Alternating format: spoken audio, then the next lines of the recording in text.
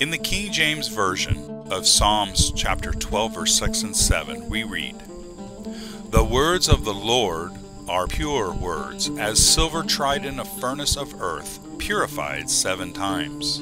Thou shalt keep them, O Lord, thou shalt preserve them from this generation forever." The King James Version onlyists will frequently quote this passage to prove that God has preserved His Word to this day. On the surface, this looks like what this verse is saying.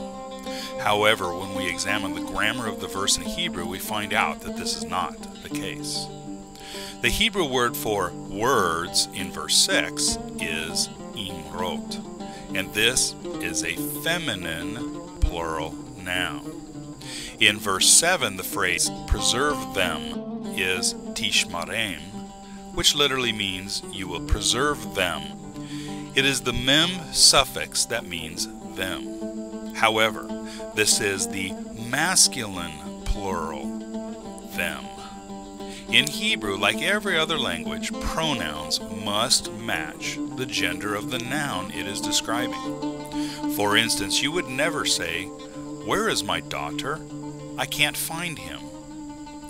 The them is not referring to the words, but instead the wicked that are described in verses 2 through 5 and in verse 8 of this chapter. Context is very important when interpreting the Bible, and the grammar of the Hebrew is also very important.